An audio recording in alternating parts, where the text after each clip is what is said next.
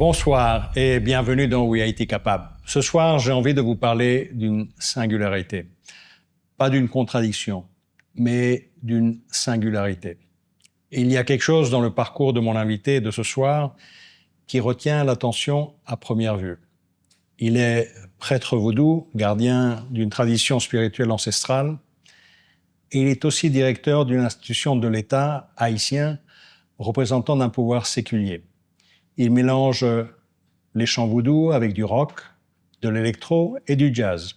Il officie des cérémonies sacrées et donne des conférences à Harvard, Dartmouth et Duke. Il a grandi dans une famille vaudouesque dans la banlieue sud de Port-au-Prince, est parti à Paris à 19 ans, a traversé New York, Miami, l'Europe, l'Afrique et ensuite est revenu. Ces superpositions-là ne se contredisent pas. Elles s'expliquent. Et ensemble, elles forment quelque chose de profondément haïtien. Parce que voilà ce que Errol Josué incarne mieux que quiconque. Haïti n'est pas un pays simple. C'est un pays multiple, un pays où le sacré et le profane coexistent depuis toujours, où la tradition et la modernité ne se remplacent pas, elles se nourrissent, où un homme peut être prêtre le matin et directeur général l'après-midi, sans que l'un affaiblisse l'autre, et où les esprits du vaudou et les archives de l'État peuvent cohabiter sous le même toit. Errol Josué est Ougan Assogwe, prêtre vaudou de haut rang. Il est auteur, compositeur, chorégraphe, danseur et chanteur. Son album Règleman, sorti en 2007, a été récompensé meilleur album de l'année par Afropop Worldwide. Son deuxième album, Pèlerinage, l'a mené sur les scènes du monde entier. Et depuis 2012, il est le directeur général du Bureau national d'ethnologie, cette institution fondée par Jacques Roumain pour préserver et comprendre le patrimoine immatériel haïtien. Ce soir, je veux explorer cette singularité. Pas pour l'expliquer, pour comprendre ce qu'elle dit sur Haïti et sur ce que ce pays peut offrir au monde quand il cesse de vouloir ressembler à autre chose que lui-même. Errol Josué, bienvenue dans Haïti Capable. Un grand plaisir de vous avoir avec nous. Merci Xavier, c'est un plaisir pour moi également de partager ce plateau, d'être là avec vous ce soir pour parler, pour être en complicité ou en complicité. Commençons dans le vif du sujet et commençons par votre identité. Oui. Vous êtes prêtre vaudou de haut rang et directeur d'une institution de l'État. Comment ces deux identités se coexistent, se renforcent mutuellement? Peut-être il y a des moments de tension, mais c'est quelque chose qui est totalement inusuel. Et je voudrais en savoir un peu plus. Et peut-être nos publics, vous pourrez lui donner quelques éléments à ce propos. Effectivement, des fois, il peut y avoir des petites tensions. Mais en même temps, ça cohabite très bien. Être directeur général du Bureau national d'ethnologie, qui est, que je baptise ce bureau laboratoire Sciences Peuple-là, être Ougan et artiste, en fait, c'est trois chapeaux. Mais en même temps, ça peut être très facile, ça dépend pour qui. Pour moi, oui.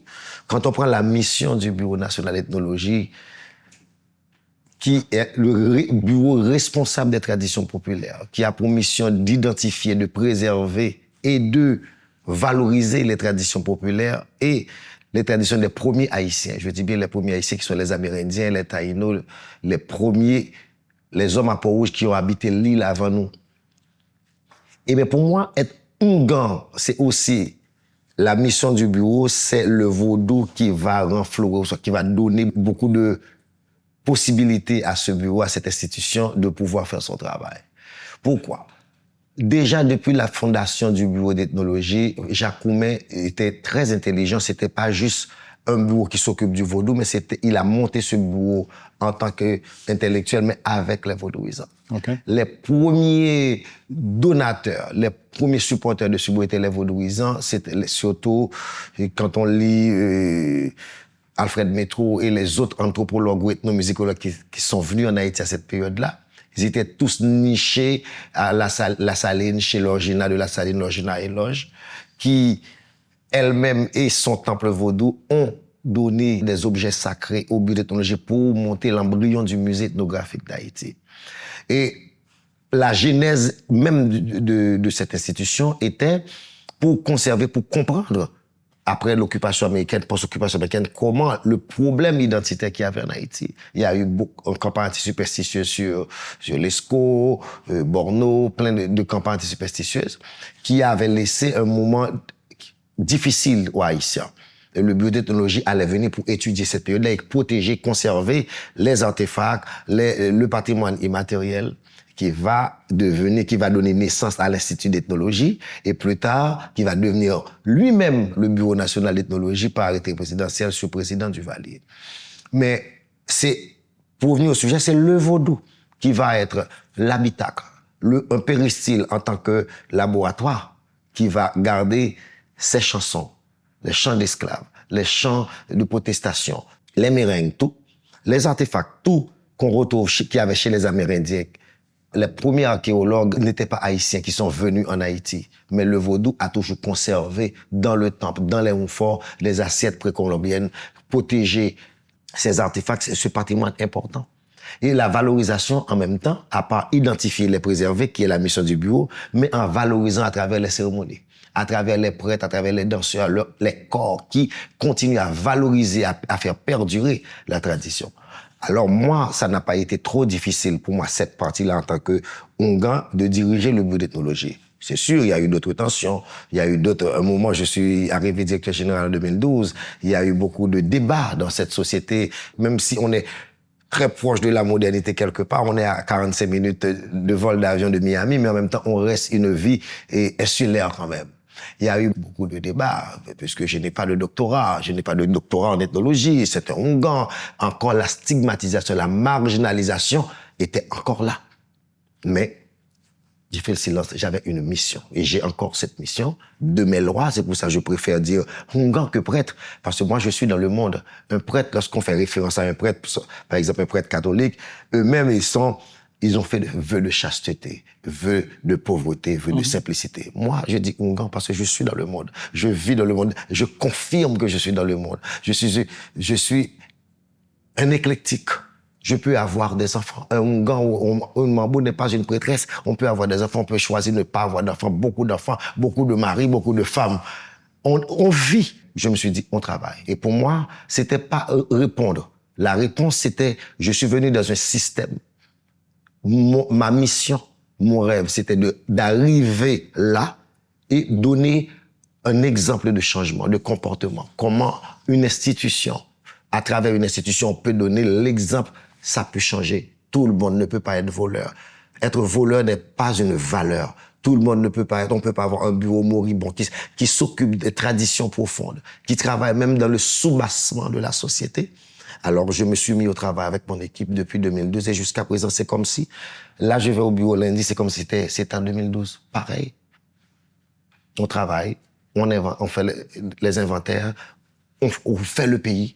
J'ai donné, ou soit j'ai facilité le bureau d'ethnologie avec mon aura à l'international, mon nom en tant qu'artiste, j'ai tout pris. Je me suis dit, voilà, on va mélanger tout ça ensemble. Je réfléchirai plus tard lorsque je serai pas en poste, mais pour l'instant et aujourd'hui, c'est l'artiste, c'est le Onguan, c'est aussi le directeur général, c'est le Bureau national d'ethnologie. Oui, lorsqu'on parle de votre identité que vous avez déjà décrite, on parle de quelque chose de plus grand. Et vous vous êtes défini, vous avez déjà entendu, comme un passeur de tradition. Oui. Et vous sauvegardez, mais vous passez ces traditions. Et je me permets, ce sont quoi? Des rituels, une philosophie, une façon d'habiter, de voir le monde? Et à qui vous passez ces traditions?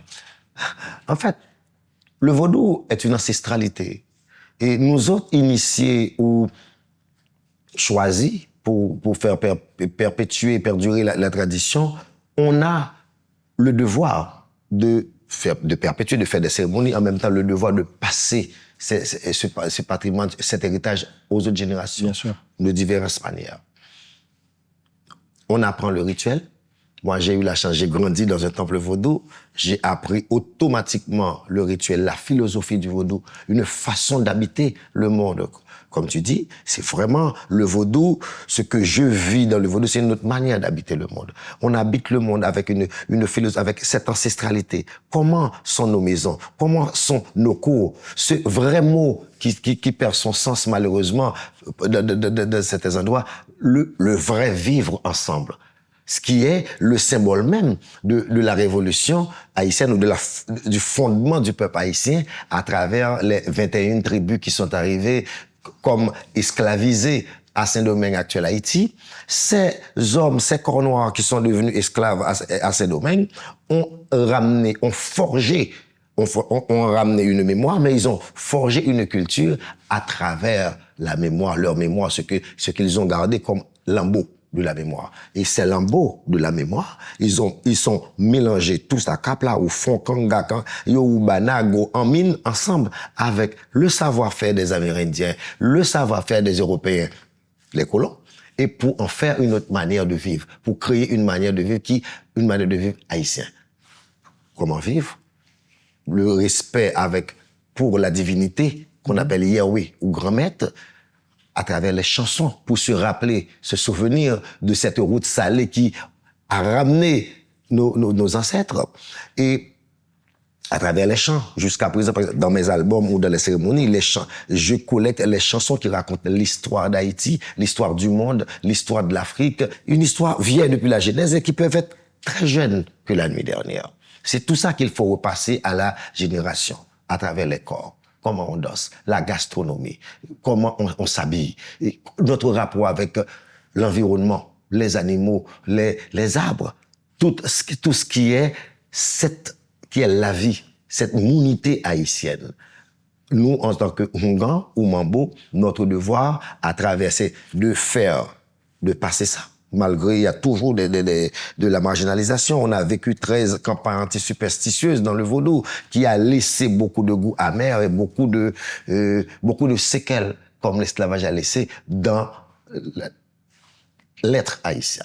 Mais notre rôle, c'est pas comme Karl Marx pour faire le vaudou devenir baume consolateur, mais d'aller dans le profond. D'aller dans le profond pour comprendre cette manière de vivre et cette ancestralité qui est nôtre. Et à travers cette ancestralité, on aurait pu et on peut toujours proposer un autre Haïti possible. Vous avez rajouté des nouvelles formes dans cette transmission. Mm-hmm. Vous combinez dans ces rituels, dans ces chansons, du rock, de l'électropop, du jazz. C'est sûr. Qu'est-ce que vous y voyez? Et peut-être quelques-uns pourraient voir un certain éloignement de la tradition. Est-ce que c'est quelque chose que vous partagez comme opinion? C'est pas une superstition où quelques Noirs se mettent ensemble pour faire du vaudou. Mais c'est une tradition séculaire qui est ouverte sur le monde, qui est assez moderne, assez ouverte. Et au jour d'aujourd'hui, ou depuis des décennies, on ne peut pas parler d'Haïti sans sa diaspora. On ne peut pas parler d'Haïti comme un pays isolé dans la Caraïbe avec juste 8 millions ou 10 millions de personnes, mais c'est un pays qui a toujours bougé. C'est un pays on a toujours pris des bateaux pour aller à Louisiane, pour ramener du jazz, pour faire du classique en Louisiane. Ce pays, on a voyagé, on a toujours voyagé, faire le monde en voyageant. Et c'est l'Haïtien, même si ancré dans sa terre, toujours cette nostalgie, toujours ce besoin. Et c'est ça le problème de l'insularité. On a toujours besoin de rester. Et on a besoin encore de partir, de sortir de l'insularité pour revenir. On a toujours besoin d'aller vers les continents et revenir dans la terre. Et pour la musique, c'est aussi ça. J'ai habité New York à Manhattan, j'ai habité Paris. Alors, j'ai été aussi éduqué dans cette mouvance. Et depuis, avant mon départ, on a connu notre génération, c'est la génération de Timano, c'est la génération de Bob Marley, de Boney M, les années disco.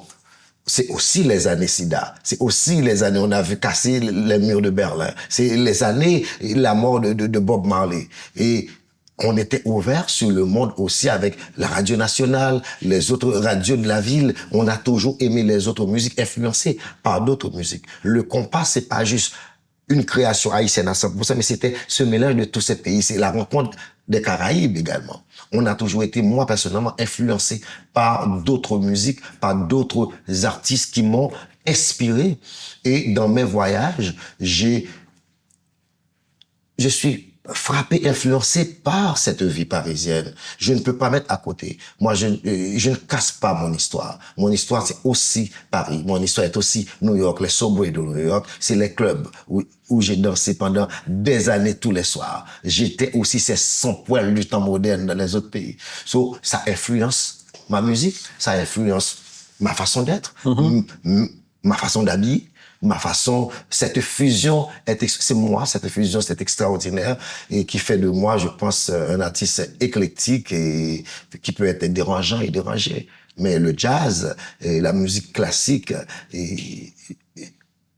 j'aime pas lorsque je vois certains, les Haïtiens peuvent vouloir repenser un Haïti comme ça réduit, non?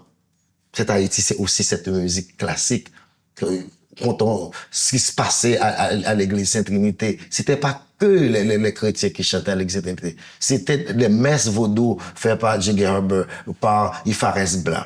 C'est toutes ces choses-là depuis la fondation, depuis la République, la fondation de la République d'Haïti, on a toujours été influencé et transgressé et de droit et de fait, on récupère ça et ça nous appartient aussi. C'est un métissage, nous sommes un peuple métissé. Moi, dans la musique, la culture n'a pas de barrière. Je suis ce musicien, ce chanteur qui est dans le mantra, qui peut être dans le rock, dans le tambour. J'ai besoin du tambour, la peau de ces bêtes-là qui continuent à vivre à travers les mains, à travers le son. Ah ben, j'ai besoin de tout ça pour créer, pour mettre mes atomes en éveil, pour pouvoir donner du plaisir. Ah, vous le dites très clairement. Donc, pratiquement, disons que cette exposition à d'autres cultures, c'est justement un élément de richesse qui alimente culturellement et dans la spiritualité. Mais est-ce que ça vous a permis aussi de voir Haïti d'une autre façon, depuis un autre angle, que vous n'auriez pas vu en étant resté en Haïti? Ah oui, je suis sûr. Il faut s'autocritiquer à un moment de la durée. Prendre de la distance m'a permis de voir, avant de voir Haïti en tant que pays, parce qu'un pays, c'est un concept, mais comment me voir, comment nous autres Haïtiens, on devait se regarder dans le miroir et voir le monde. Est-ce qu'on va tomber dans le spirale Haïti, victime des complots ou pas? Ce qui est vrai, mais en même temps, comment faire pour sortir là-dedans? Mais il faut être ailleurs des fois. Il faut être loin pour voir comment ça se passe là-bas, comment ça se passe de l'autre côté de la mer, comme on dit en créole, l'autre bol en mer, ça qu'a fait. Et en quoi ça enrichit votre lecture et justement vos propositions, votre compréhension des réalités et de ce qui peut être fait? Au niveau social, ça enrichit de voir si ça marche ailleurs. Comment, si on prend par exemple la question de l'environnement, en étant ailleurs, depuis notre enfance, on savait Haïti est un pays essentiellement agricole, mais c'est très bien. On le sait, je pense que ça peut l'être encore. Mais lorsqu'on est ailleurs dans d'autres pays, on dit mais pourquoi Haïti ne peut pas être autosuffisant? On questionne les choses. Une bonne question, très bonne question. Et parce qu'on peut l'être encore. Il y a encore des terres, il y a encore de l'eau, il y a encore des gens, il peut y avoir encore beaucoup d'arbres. Mais cette distance, notre rapport avec les animaux, pourquoi? C'est avec la distance que j'ai compris, que je me suis dit, quand est-ce que l'Haïtien, quand est-ce qu'on aura cette chance de pouvoir se mettre ensemble pour faire la paix avec la nature? Notre rapport avec la mer, par exemple, c'est des séquelles. Est-ce que c'est à cause que c'est cette route salée qui a ramené nos ancêtres, les esclaves, on a peur de la mer, on salit la mer, on n'aime pas les chiens, on les bat. Oui, c'est ces chiens-là, les séquelles de l'esclavage qui sont venus de Cuba ou du Mexique pour dévorer les marrons, les libertaires. Mais à un moment de la durée, avec la distance, je me suis dit, le moment de refaire la paix avec ça, le moment de repenser notre stratégie. Les arbres, comment? Parce qu'il y a des détails. Moi, j'ai grandi dans le vaudou. Je me souviens, mon père, par exemple, un exemple que je vais donner, si on va prendre des feuilles dans un arbre pour faire un thé, on réveille l'arbre, on lui parle, on lui demande est-ce qu'on peut. Si on prend l'écorce, on sait que ça fait mal à l'arbre, mon père disait, il faut remettre, quand on coupe, on prend l'écorce pour faire le thé, pour sauver quelqu'un, mais il faut prendre du sirop pour pouvoir badigeonner l'écorchure, pour lui dire pardon, parce que ça fait mal également, ça vit.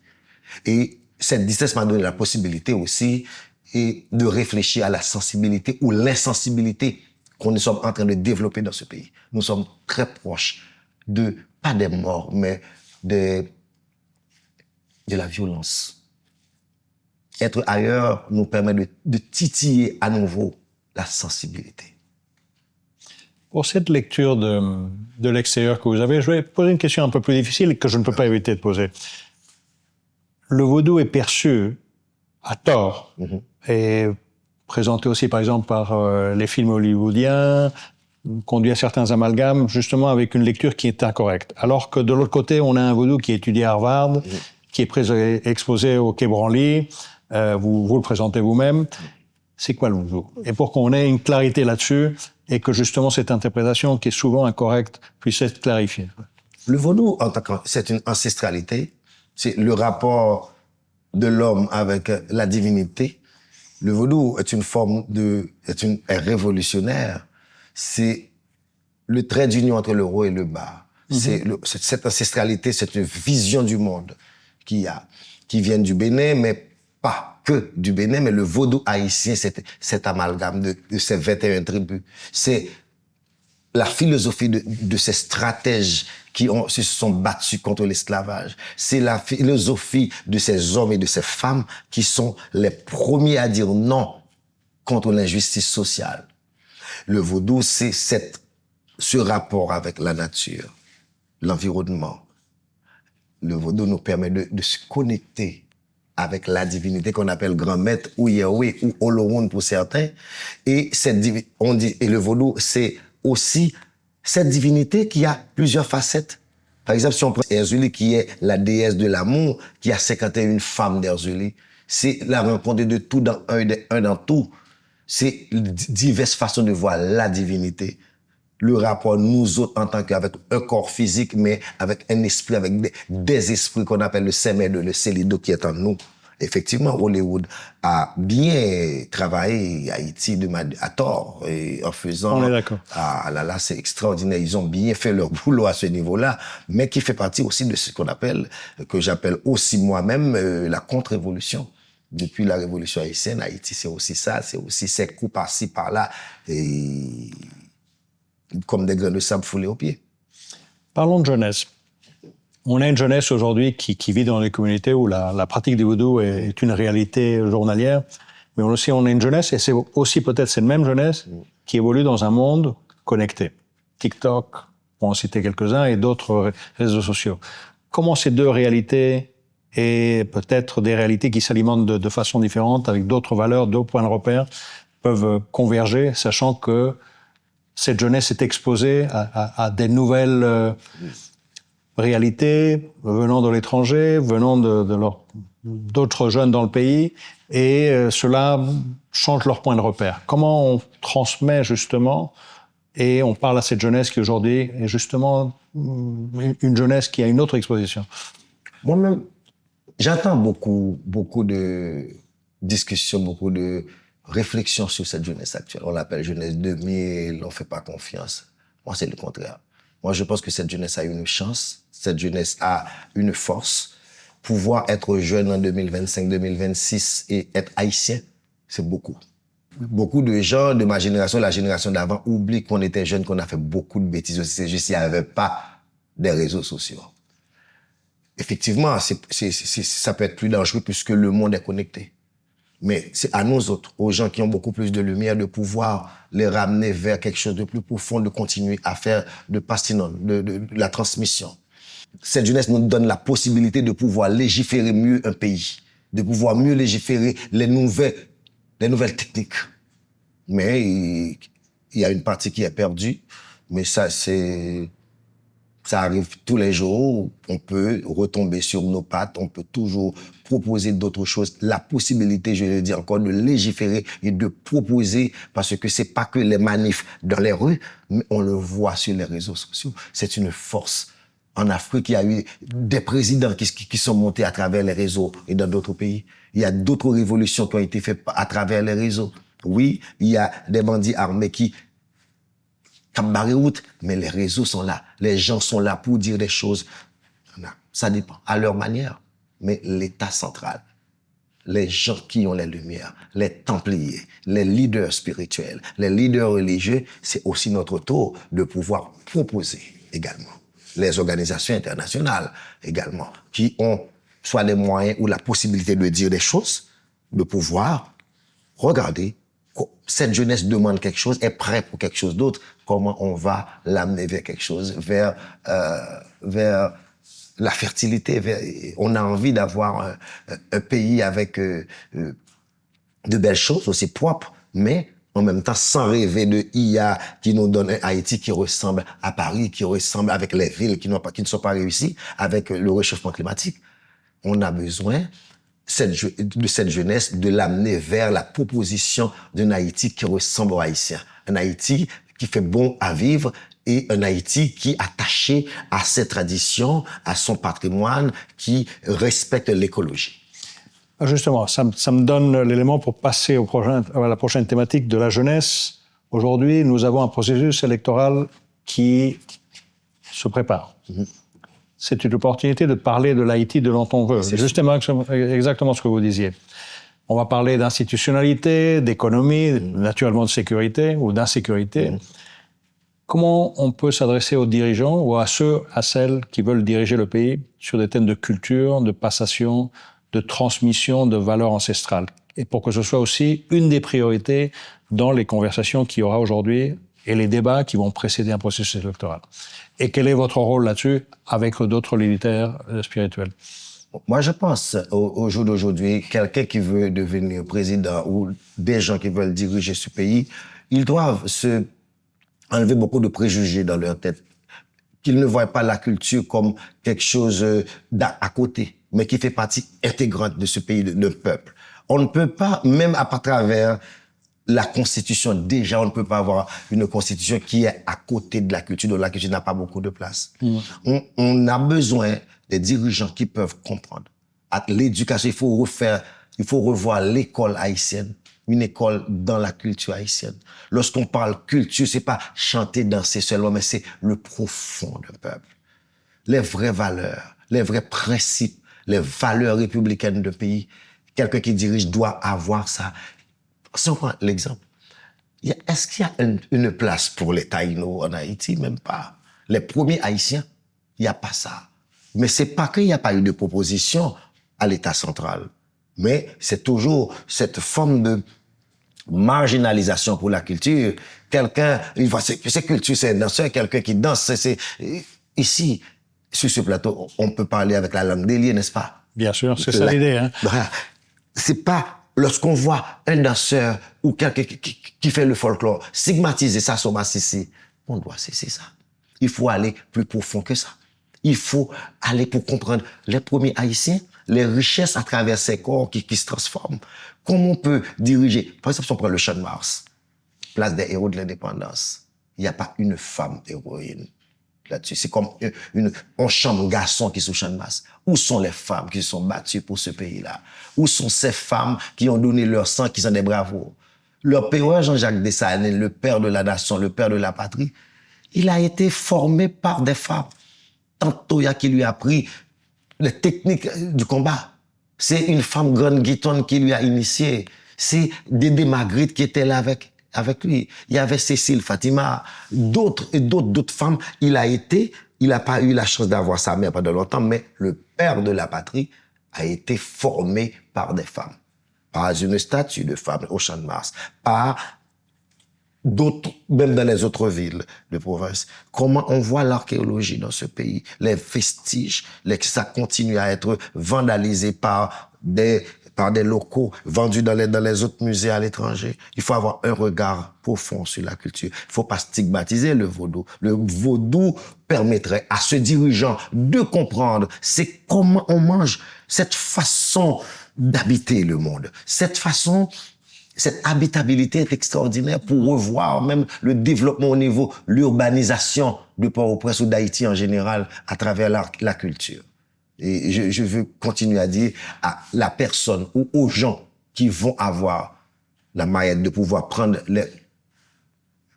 la tête de ce pays, on ne peut rien faire sans la culture. Continuons dans cette lignée. D'un côté, on a un paradoxe, non? La culture haïtienne rayonne à Dakar, Paris, New York, j'en cite que quelques-uns, mais de l'autre côté, on sait qu'elle reste fragile. Elle est sous-financée, elle est peu structurée. Alors que c'est un vecteur qui devrait être un élément moteur de l'économie, ou au moins qui contribue à l'économie. Est-ce que c'est une question qu'on a posée aujourd'hui aux leaders, à ceux qui veulent justement se présenter? Ah oui, il faut poser. Est-ce qu'il y a un problème je veux parler en tant qu'artiste, ça peut être très égoïste. Parlez comme artiste. Il faut ouvrir les scènes de théâtre. Où sont les salles de cinéma? Où sont les salles de musique? Il n'y a pas une commission de musique au ministère de la Culture. Commission de la danse au ministère de la Culture. Où sont ces gens? La commission du film.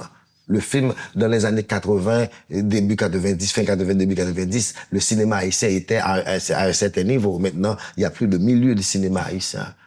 Déjà, aller plus simplement. Je vais dans les événements, même pas dans les réalisations, dans les événements, il faut reprendre les planches. Les artistes ont besoin de reprendre les planches. On a besoin d'être devant les feux. Nous sommes les premiers ambassadeurs. Et alors, qu'est-ce qu'il faut faire? Il n'est jamais trop tard. Comment on inverse la tendance? Les gens qui vont prendre les rênes, il faut avoir de vrais gens capables, qui ont de la sensibilité, la possibilité, la capacité de pouvoir diriger certains secteurs. Je voudrais parler d'un élément qui est notre réalité. L'intelligence artificielle, aujourd'hui, s'approprie de nos réalités. Qui m'inquiète également.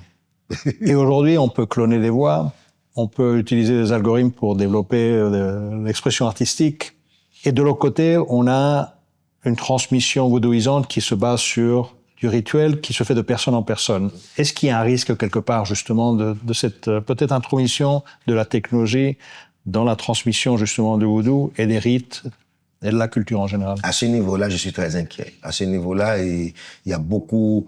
on réfléchit beaucoup avec d'autres amis à ce niveau, parce que l'algorithme ou le IA, lorsqu'on écoute, en tant que musicien, j'entends des morceaux de IA, ça fait peur. C'est sûr que ça va jamais remplacer le corps, la chaleur humaine, les courbes qu'on a, les techniques qu'on a pour chanter. Mais en même temps, les radios, les pages, je vois en Europe, par exemple en France, ils sont en train de réfléchir pour censurer certaines chansons de IA sur les radios. Mais c'est extraordinaire.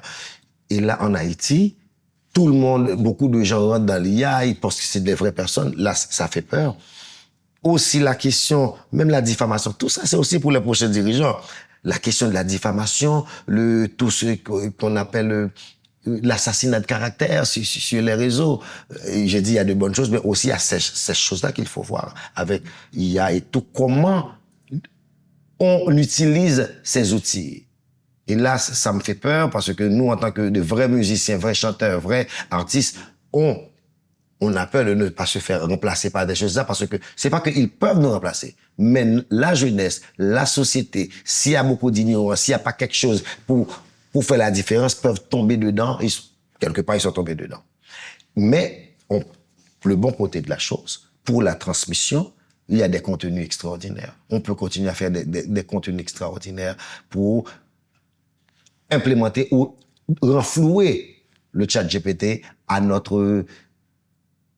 positivement pour nous autres Haïtiens. Mais il faut tout ça, il faut vraiment des vraies institutions capables de prendre, de récupérer les nouvelles techniques, les nouveaux métiers. C'est pas dire, voilà, maintenant le peuple a besoin que de la nourriture, il faut ouvrir les routes, c'est bien. Mais en même temps, en parallèle, au même niveau, il faut qu'il y ait des vraies institutions sur les nouvelles technologies, sur les nouveaux métiers pour pouvoir mettre ce pays sur les rails. Une jeunesse qui a besoin d'exister, qui a besoin de d'être valorisée, d'être en concurrence ou en challenge avec des jeunes d'autres pays. Et c'est leur droit. Il n'y a pas de génération spontanée. Donc, on le garde comme une opportunité. Oui. Parlons d'opportunité, vous en avez parlé au début. La diaspora. Si je comprends bien, la diaspora, vous voyez ça comme un apport supplémentaire à cette richesse culturelle, spirituelle, et pas simplement une version édulcorée, peut-être, qui prend le plus de distance, ne connaissant pas le pays. Comment vous voyez leur rôle, justement, et leur apport? Je ne pense pas que les diasporas ont pris beaucoup de distance sur Haïti. On peut trouver certaines personnes qui, par amour, comme a dit Léo Ferré, un amour à l'envers, Haïti, je t'aime plus. Mais c'est un faux Haïti, je t'aime plus. C'est un faux distance pour ne pas souffrir ou pour faire semblant d'oublier. Mais c'est pas vrai. Haïti, malheureusement, pour nous autres Haïtiens, c'est une maladie. C'est pour ça qu'on l'appelle Haïti. On traite notre pays comme une femme, comme une mère. On peut être très dérangé, énervé, pas contre elle, mais contre ce qui se passe, mais on va toujours revenir. Mais c'est une passion, plutôt. Oui, c'est une belle passion qui peut être dangereuse par moments. En même temps, il faut être conscient. Il y a certaines personnes dans la diaspora qui ont perdu cette notion de la réalité haïtienne, qui pensent que c'est comme ça, on va faire un pays. Lorsque tu pars, tu prends un taxi aux États-Unis qui dit, voilà, quand j'ai besoin de retourner chez moi, quand est-ce que vous allez arranger le pays pour que je puisse revenir? Mais non, je n'ai pas de pays à faire pour vous.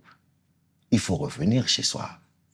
Il faut mettre la main. Oui, je donne 400 000, 400 000. C'est vrai, la diaspora participe. Mais c'est pas en donnant seulement $1,50 ou en envoyant de l'argent à sa famille qu'on va développer un pays. Ça, c'est pour moi, c'est du micro. Il faut faire de vrais projets. Il faut que aussi, au même moment que nous autres en Haïti, on décide de rester et de faire des choses, que la diaspora également commence à se mettre debout pour faire des choses plus concrètes pour Haïti. Ce que je dis est très impopulaire. Mais c'est la vérité. C'est pas simple. C'est pas 2 millions de personnes, 2 millions d'Haïtiens à l'extérieur. C'est beaucoup plus. C'est beaucoup plus. On peut commencer à faire des choses pour qu'on puisse avoir les voix. Oui, les diasporas ils ont besoin de voter. C'est bien. Mais est-ce qu'au jour d'aujourd'hui, comment on va arranger cette vote-là? La façon dont je vois certaines diasporas sur les réseaux sociaux, s'ils ont ce pouvoir de voter, vous allez voter qui? Est-ce que on va dans le profond? Est-ce qu'on va dans ce que nous autres Haïtiens, ce que nous autres dans la réalité, on sait? On ne peut pas être dans l'émotion. Un pays ne peut pas être dirigé dans l'émotion. Et il faut avoir des hommes et des femmes solides, capables, des vrais leaders, accompagnés d'une société avec des vrais techniciens pour en faire un pays, parce que c'est un pays à refaire, là. C'est pas juste une émotion diaspora pour dire, voilà, il faut mettre un tel et tel. Non. Il faut être sur place. Je vais terminer avec une question très simple. C'est le titre de cette émission. We Haïti Capable. 3 paroles qui ont un contenu fort et c'est la conviction de ce programme. Qu'est-ce que ça évoque pour vous? Les 3 paroles. Ces 3 paroles. Et je vous laisse terminer sur ces 3 paroles. Moi, je dis ce que tu dis, ce que tu fais, ce que tu penses, qui doivent être en harmonie. Ces 3 paroles. Et c'est harmonie qu'on a besoin dans ce pays. L'harmonie, c'est pour ça, dans le vaudou, on a cette plante qu'on appelle feuille 3 paroles. Parce que le vaudou, c'est aussi cette médecine traditionnelle. Les feuilles, ce sont les vrais agents de santé qui nous aident. Malgré il n'y a pas beaucoup de médecins, il y a beaucoup de grands hôpitaux. Mais à travers la médecine traditionnelle, grâce à la médecine traditionnelle, on continue à vivre, à survivre. Et cette feuille, ces 3 paroles, c'est tout. Cette feuille, c'est spécialement pour la santé métabolique. Alors, je pense pour être en harmonie, il faut rassembler, il faut s'occuper de sa santé métabolique. Ce que tu dis, ça va faire, ça va penser, ça va dire, je suis posé en harmonie pour pays ça à développer. Bon, sur ces paroles, on souhaite beaucoup d'harmonie à tous les Haïtiens et les Haïtiennes. Je sais que vous en contribuez dans ce domaine. Encore merci d'être avec nous. Et peut-être on aura une opportunité de se reparler. Ah, j'espère. C'est un plaisir. Merci encore. Merci, Errol José. Aïe, Bobo. Errol, encore merci. Ce soir, cette conversation a posé une question sans jamais l'annoncer. Une question sur ce que signifie être haïtien. Pas dans le sens administratif ou géographique, dans le sens le plus profond. Je veux dire identitaire, spirituel et culturel. Haïti est un pays où les opposés ne s'annulent pas, ils coexistent. Le sacré et le profane, la tradition et la création. Le vaudou et Harvard, le tambour et l'électro. Jacques Romain qui fonde le Bureau national de technologie en pleine occupation américaine comme un acte de résistance. Errol Josué qui officie des cérémonies et parle dans les plus grandes universités du monde. Ce n'est pas une contradiction. C'est une richesse d'une complexité rare. Et cette complexité-là, c'est le cadeau qu'Haïti fait au monde. Un cadeau que le monde n'a pas encore les mots pour décrire. J'observe ce pays fascinant depuis quelques années. Et ce qui me frappe, ce n'est pas la crise, c'est l'ingéniosité, cette capacité de trouver une solution quand le monde dit qu'il n'y en a pas. Et cette ingéniosité-là, elle ne s'exprime pas seulement dans l'économie ou dans la pratique ou dans la politique.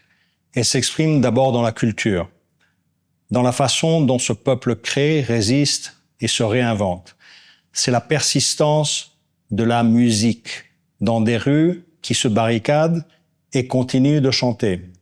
La persistance des fêtes dans des quartiers isolés.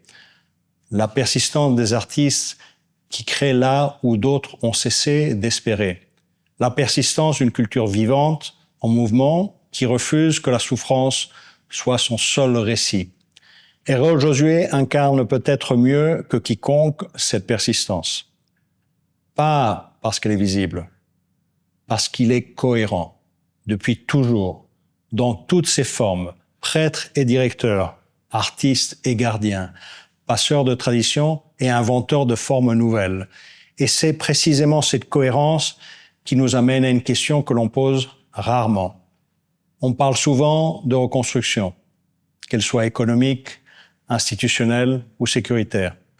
Mais il y a une reconstruction que l'on oublie trop souvent, celle du récit, celle de l'image qu'un peuple a de lui-même.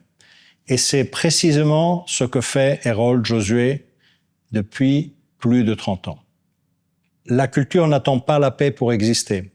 Elle la précède, elle la prépare.